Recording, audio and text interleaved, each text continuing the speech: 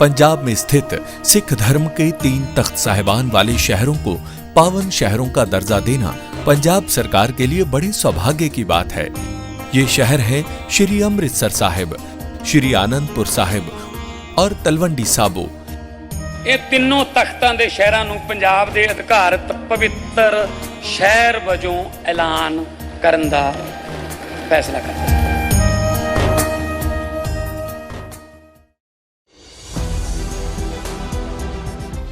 दोस्तों, महाराष्ट्र में 29 महानगर पालिका के चुनावों के लिए नामांकन की प्रक्रिया के आखिरी दिन सत्ताधारी महायुति सरकार में शामिल बीजेपी और डिप्टी सीएम एकनाथ शिंदे की शिवसेना के बीच भारी टूट दिखाई दी, या फिर यूं कहें कि महानगर पालिका चुनावों से पहले महायुति बिखर गई है। भाजपा और शिवसेना शिंदे गुट के बीच सीट बंटवारे को लेकर पेच फंस गया है और एक दो जगह पर नहीं बल्कि 14 जगहों पर महायुति गठबंधन टूट गया।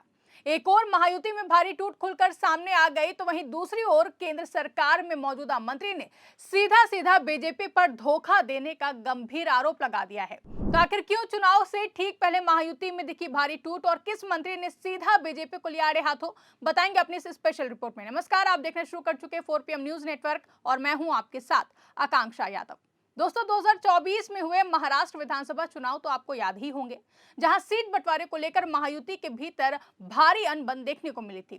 अगर नहीं याद है तो हम आपको बता दें कि 2024 के महाराष्ट्र विधानसभा चुनाव में महायुति में शामिल बीजेपी, एकनाथ शिंदे की शिवसेना और अजित पवार के एनसीपी गठबंधन में सीट शेयरिंग को लेकर काफी ज्यादा खींचतान और बवाल हुआ था।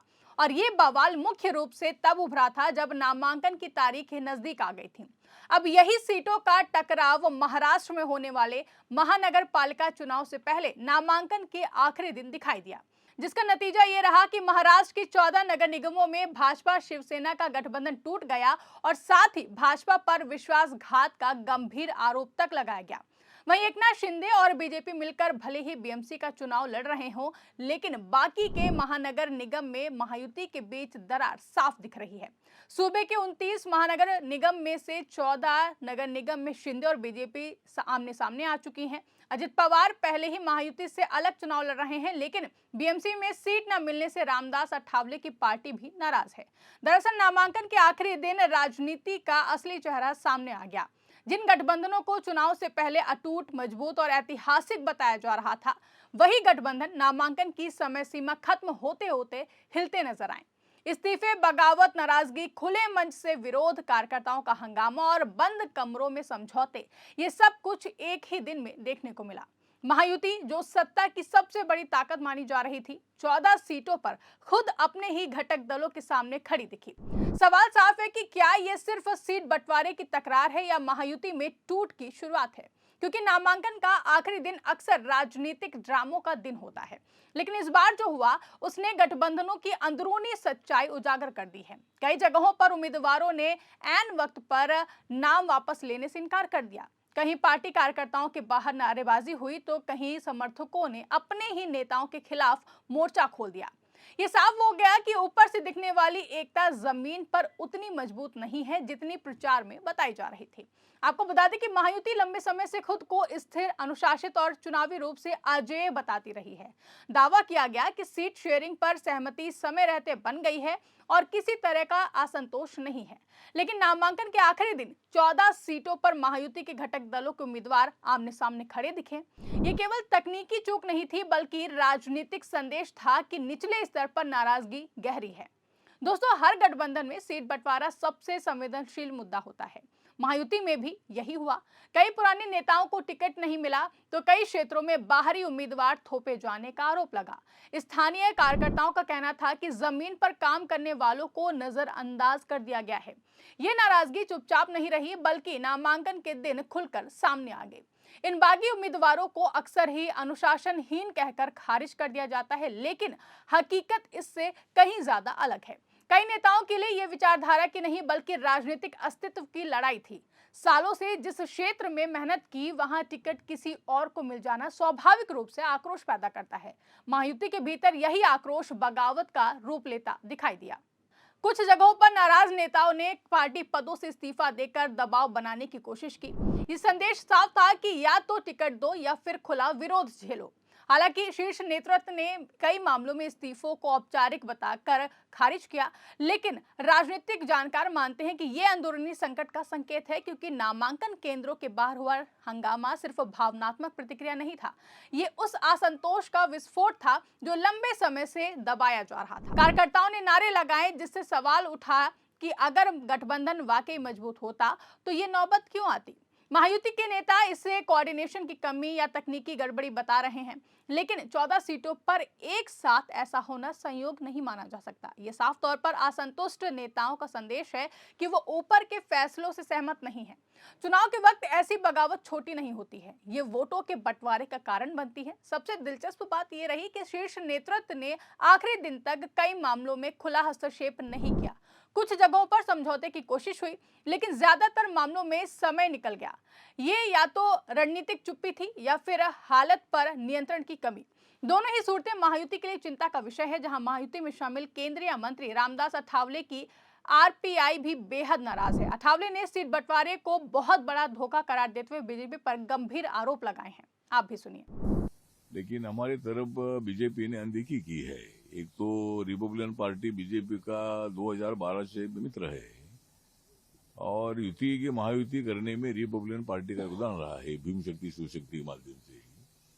तो मुझे लगता है कि जो चर्चा चलती रही उसमें एक बार भी हमको नहीं बुलाया था आरपीआई को, और आरपीआई को अगर बीजेपी शिवसेना के चर्चा में बुलाते थे तो कुछ सीटें छूट सकती थी कि नहीं। तो दोनों की बात ही मतलब अनेक दिन तक चलती रही और कल रात को तो 2 बजे हमको बताया कि भाई 6 सीट आपको जो छोड़ी है, और वो सीट ऐसी छोड़ी है कि भाई जो हमने 26 की लिस्ट दी थी और उसमें हमारी अपेक्षा थी कि भाई 14-15 छूट आरपीआई को मिलनी चाहिए। 2012 में आरपीआई को 24 सीट मिली थी जब शिवसेना बीजेपी का अलायंस था।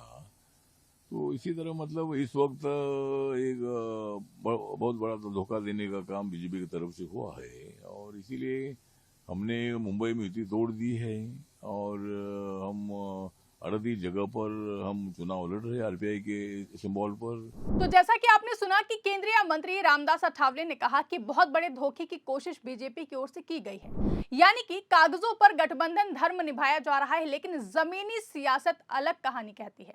स्थानीय नेता अपने क्षेत्र को लेकर समझौता करने को तैयार नहीं दिखे। ये वही टकराव है जो हर बड़े गठबंधन को कमजोर करता है, ऊपर की सहमति और नीचे की असहमति। महायुति की यह अंदरूनी कला विपक्ष के लिए किसी तोहफे से कम नहीं है। जहां गठबंधन के घटक दल एक दूसरे के खिलाफ खड़े रहे हैं, वहां विपक्ष को अतिरिक्त मेहनत नहीं करनी पड़ेगी। वोटों का बिखराव और भ्रम अपने आप विपक्ष के पक्ष में माहौल बना सकता है। राजनीतिक विश्लेषकों का मानना है कि 14 सीटों पर सीधा नुकसान तय है, लेकिन इसका मनोवैज्ञानिक असर इससे कहीं ज्यादा होगा। जब गठबंधन की एकता पर सवाल उठते हैं तो बाकी सीटों पर भी कार्यकर्ताओं का मनोबल गिरता है। चुनाव सिर्फ उम्मीदवारों से नहीं बल्कि संगठन और उत्साह से जीते जाते हैं। सबसे बड़ा सवाल यही है कि क्या ये महायुति में टूट की शुरुआत है या फिर आखिरी समय का झटका है जिसे बाद में संभाल लिया जाएगा। इतिहास बताता है कि चुनाव के वक्त की बगावत अक्सर लंबे समय तक असर छोड़ती है। कई बार चुनाव बाद समझौते हो जाते हैं, लेकिन नुकसान तब तक हो चुका होता है, वो भी पूरी तरीके से। एक तरफ मंचों से एकता के नारे लग रहे हैं, दूसरी तरफ जमीनी स्तर पर खींचतान साफ तौर पर दिखाई दे रहा है। ये विरोधाभास मतदाताओं को भ्रमित करता है। जब मतदाता देखता है कि नेता आपस में ही लड़ रहे हैं तो वो गठबंधन की स्थिरता पर सवाल उठाता है। नामांकन का आखिरी दिन महायुति के लिए चेतावनी बनकर आया, जहां इस्तीफा, बगावत और हंगामे ने यह साफ कर दिया कि गठबंधन सिर्फ समझौते से नहीं, विश्वास से चलता है। 14 सीटों पर आमने सामने खड़ा होना कोई छोटी बात नहीं है। आने वाले चुनाव में यह देखना दिलचस्प होगा कि महायुति इस दरार को भर पाती है या फिर यही दरार उसकी सबसे बड़ी कमजोरी बन जाती है। यह चुनाव सिर्फ सीटों का नहीं रहा है, बल्कि गठबंधन की मजबूती की भी परीक्षा है, और नामांकन के आखिरी दिन ये पता चलेगा कि ये परीक्षा आसान है या नहीं है। फिलहाल दोस्तों इस खबर में बस इतना ही। इस पूरी रिपोर्ट पर आपके क्या विचार है, कमेंट करके हमें जरूर बताएं। अगर वीडियो पसंद आई हो तो वीडियो को ज्यादा से ज्यादा लाइक और शेयर करना ना भूलें। चैनल पर नए हैं तो चैनल को सब्सक्राइब जरूर कर लें और देखते रहिए 4 PM न्यूज नेटवर्क।